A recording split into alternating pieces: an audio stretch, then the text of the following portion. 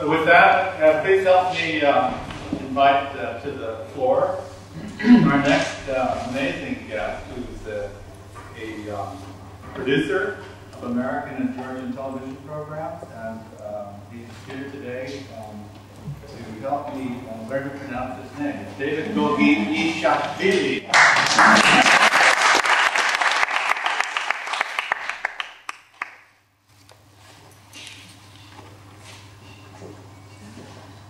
Hi everyone. First of all, thanks for this opportunity. I'm actually passionate about this topic of cross-cultural management.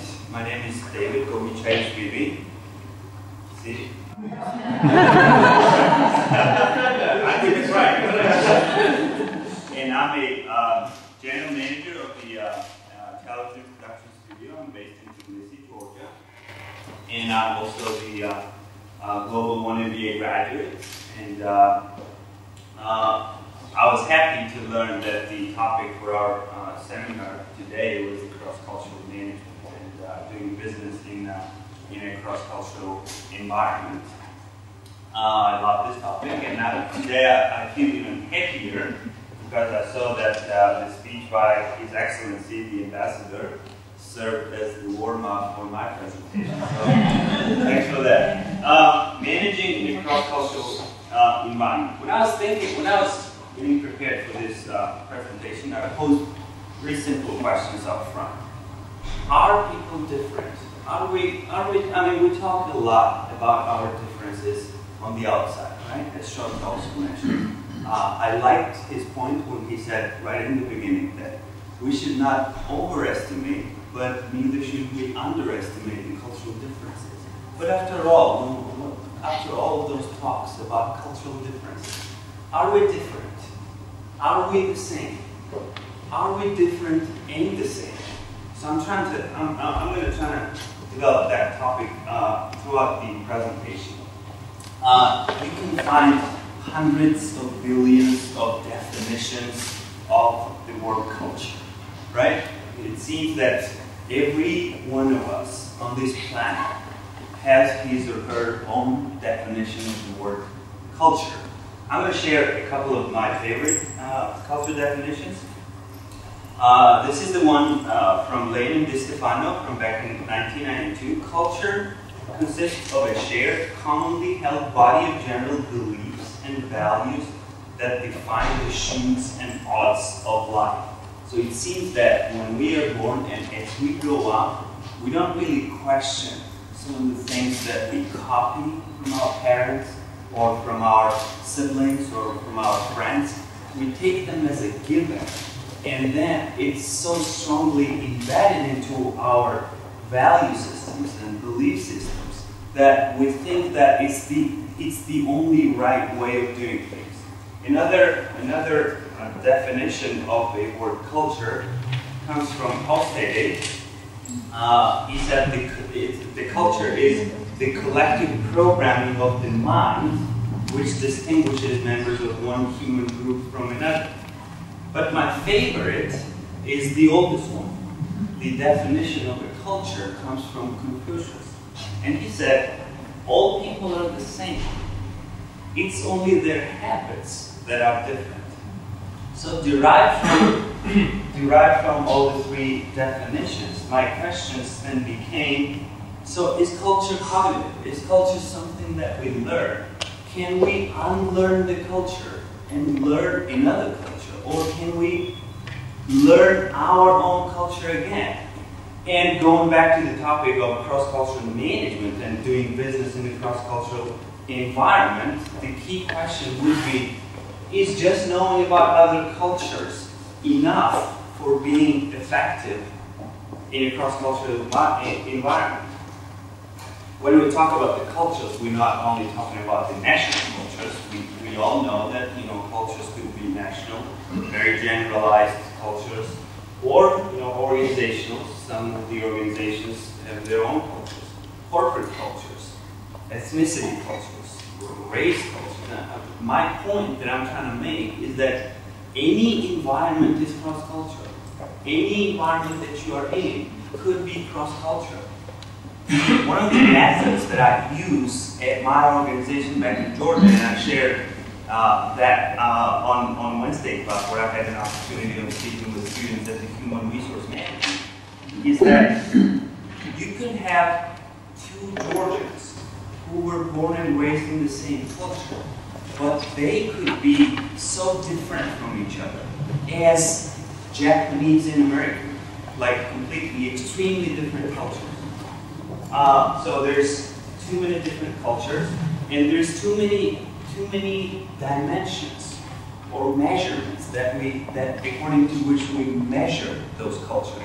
Good foundations of those measurements and dimensions are coming from Hofstede again. He came up with 5 main dimensions to differentiate between the cultures: power distance, individualism versus collectivism, masculinity versus femininity, uncertainty avoidance, and time orientation.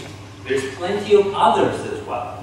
Power and responsibility, time management. Is it certain cultures are prone to monochronic or polychronic cultures.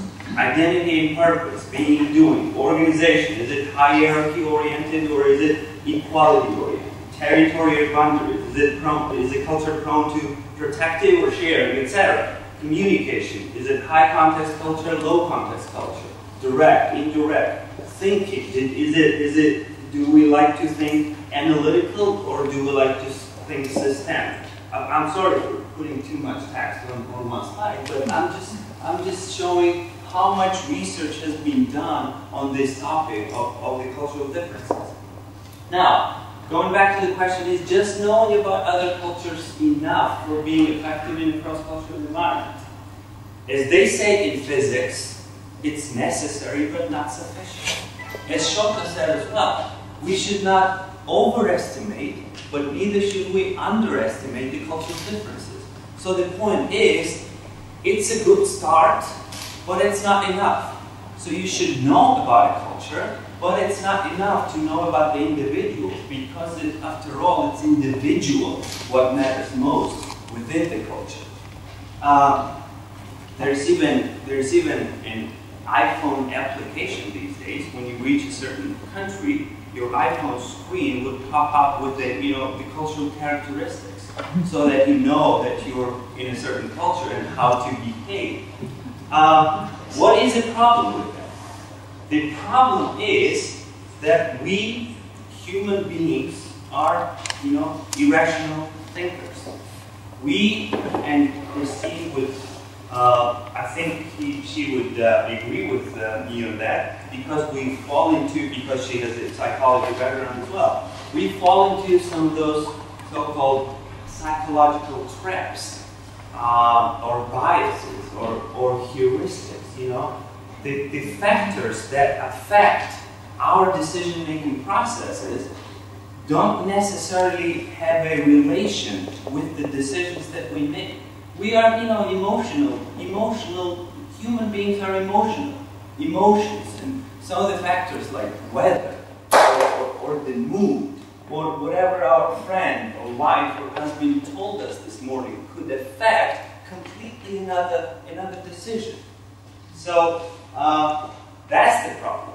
The problem in terms of the cultural differences derived from that problem is that we have an ability of automatically assessing the general cultural characteristics to the individual from that certain culture. For example, once we get to know that someone is from Holland, or someone is from Italy, or someone is from France, we would automatically assess that he or she would behave in a way that we would expect someone from that particular country to behave. There was one occasion that I had this meeting with a Hungarian TV producer.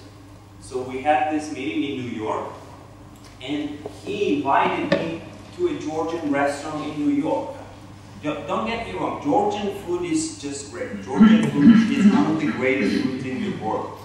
But when I'm having this business conversation with a Hungarian TV producer in New York City, I don't really miss Georgian food in New York City. And because of the fact that I was from Georgia, he assumed that I would love Georgian food.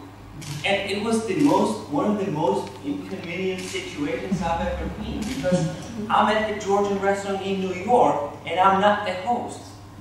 And the host is a American producer. You know what I mean?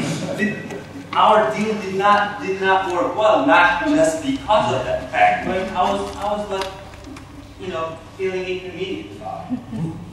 The cultural studies provide the term which is called the ecological fallacy, describing that phenomenon, that we fall into that trap. When we know that someone is from a certain country, we would expect that he or she would be behaving in a stereotypical way of that country.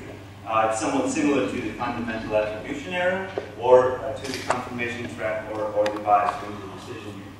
So, derived from those topics, cultural differences, is talking about cultural differences anything more than stereotyping then?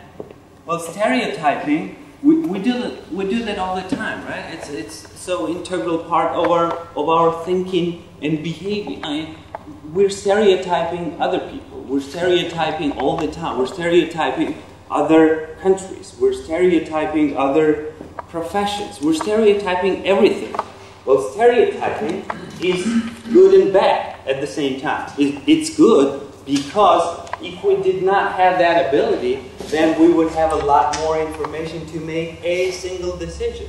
Because we human beings have that ability of stereotyping, that's why we are able to make decisions. And stereotyping is bad because when you assess that stereotypical thinking to someone else, that might or might not be right. Stereotyping, everyone's happy about stereotyping, right? It's a source for comedy.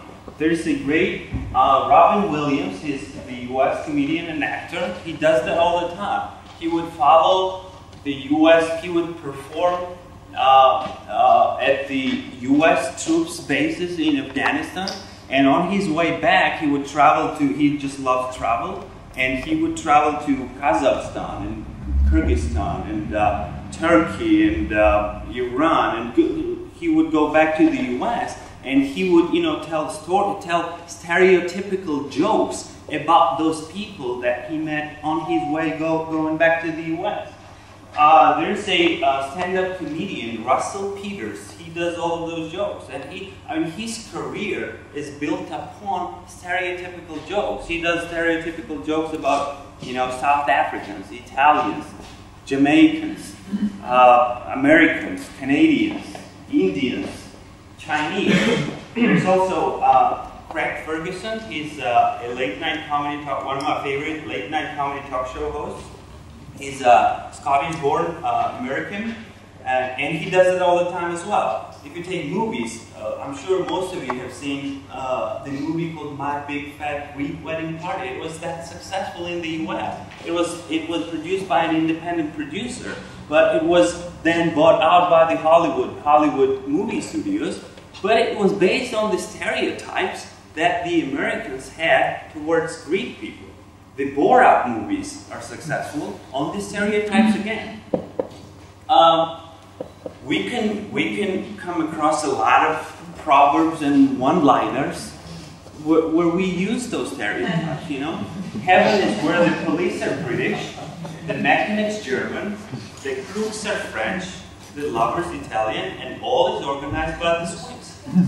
Now, when we read that, if you can slow down the process, it's stereotyping. When we get to know that there's the word British out there, we kind of have this image of British, so that's why it's a kind of good read, because we know we have a stereotype beforehand, and once we know the word British and German and French and Italian and Swiss, that kind of makes sense, doesn't it?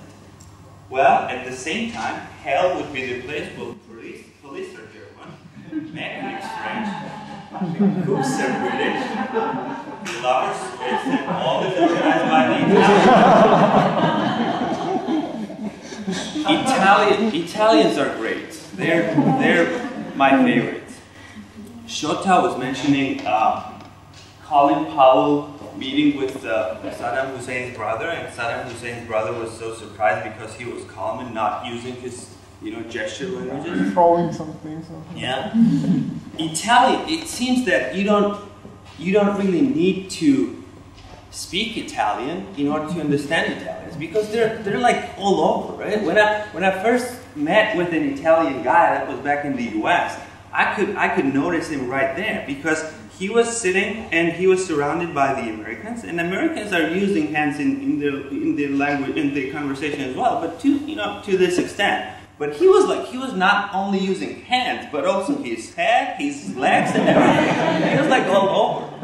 So I meet with him and I said, "Hi, I'm David. I'm from Georgia, and we're gonna have the same class together. So what's your name?" He said, "Hi, nice meeting you. My name is Roberto," or something. He was like too energetic. We can have some of the other stereotypical expressions as well. In America, they say that everything's allowed unless it's prohibited, right? In Germany, they say vice versa. Everything's prohibited unless it's allowed. Well, in Latin America, they say everything's allowed even if it's prohibited.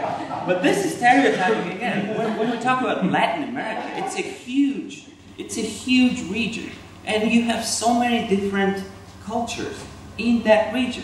How can you say a thing about a Latin American region as such? Again, that's stereotyping. Georgia the country, Georgia the state. Well, when I'm in the US and I say I'm from Georgia, everybody asks me, is it the state of Georgia or the country of Georgia? Of course, Georgia is... It's a step forward. It's a step forward, yeah. They stole the name from us. I say that, there's a lot of similarities between the two Georgias. I say that my Georgians speak a different language than Russian, well as those Georgians speak a different language than English. And some of the other things, I say that Georgia used to be a part of the Soviet Union, well as that Georgia used to be a part of the United States. And some of the, when they asked me about the cultural differences, when I was studying, I did my master's in the US, and when they were asking me about the cultural differences between the two countries of, America and Georgia, I would say for them to be more understandable, I would say that in America, in a college town, like the one I was at, Athens, Ohio, in the middle of nowhere, in the evening, there's like a bar street, right, where all the students go to the bars and have beers. In America, you will be arrested if you carry a bottle of a beer or any alcohol and you behave drunk in the street, right? In Georgia, you'll be arrested if you don't. But that's stereotypes again. We laugh about it because stereotypes help us think less. It's easier. Life is easier with the stereotypes. Gender different. Not only cultures differ, but we have gender differences as well. We know that stereotype of men is that when men get together, all they talk about is actually women, cars, and soccer, right? That could be true about any culture's man. If we can combine the differences of gender and culture, we might say that in Georgia, men talk about women, cars, and soccer. In Brazil, men would talk about soccer, women, and cars. The order would be different, but the topics would be the same. Languages are different. Shota was mentioning. Shota was showing us the alphabet of Georgia, and actually going back to the Shota's points and Jean Paul's Georgian wine miracle points as well. It's known that I was reading a German linguist's work, and he was claiming that the word wine went into any other language from the Georgian word vino.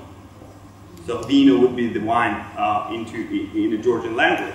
So claiming that Georgians were the first to invent the wine. That's how we, beat up the French competitors over here. One of the examples that I use to show how difficult the Georgian language is 7 words in English language is a word in Georgian.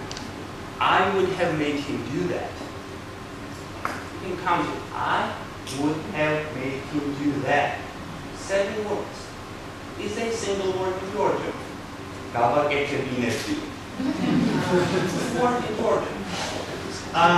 And also the phonetically motivated words. The phonetically motivated words are the words that we, there are mainly the animal sounds, the sounds that we utter the way we hear them. For example, cock-a-doodle-doo is ugarigu in Russian and ikaliko in Georgian. So see how different we are? But are we different in the inside? Are we different because of the fact that our language is different? Are we different? I mean, because of the fact that our cultures are different, are we different? Gestures are different, right? Not only genders and cultures and everything, gestures are different. We all know that any particular gesture could mean one thing in one culture and could have a completely different meaning in another culture. So one gesture could have a positive connotation in one culture and very negative connotation in the other. If you do this gesture right here, I learned it from my Italian friends. This is a very bad gesture. This is like, what the hell? What the hell are you talking about? This is what the hell in Italian. But in India, if you do this, it would mean, do you want to eat? So, conclude. I don't want to take too much time. I'm telling you up front that I'm passionate about the topic, but about the different angle of the topic. My angle of this topic is that cultural differences are fine, stereotypes are fine, but knowing them is not enough for doing a good business with, different nationalities and people with different backgrounds. Especially when we're dealing with leaders, when we're dealing with local leaders.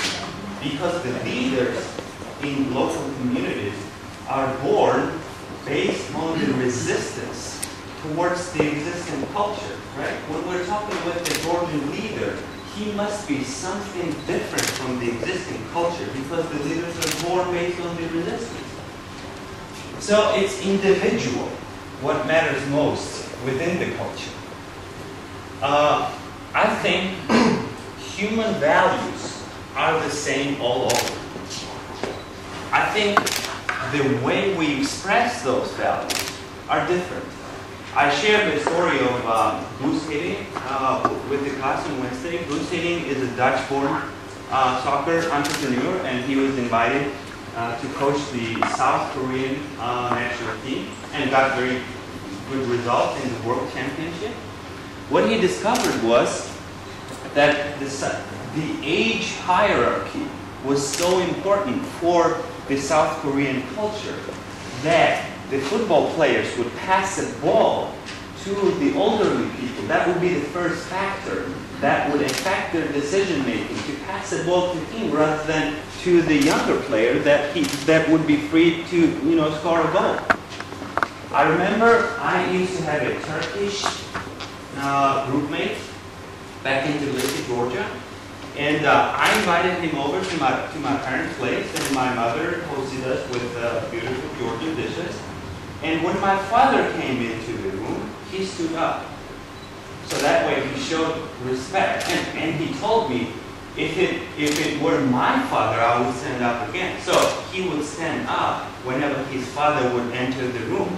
Now, does that mean that my Turkish groupmate respects his father more than I respect my father? Well, the fact is he respects his father more than I respect his father. But But I think I respect my father. I think the way I express my respect to my father is different rather than standing up. I respect my father differently. I finance his trip in Spain. So, going back to the Confucius definition of the culture, all people are the same. It's only their habits that are different.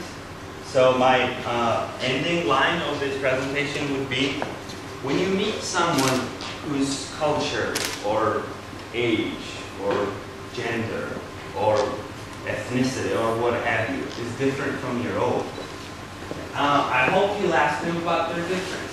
Because what you'll discover is that once you get past differences from the outside, you'll see how similar we all are on the inside. Thank you very much.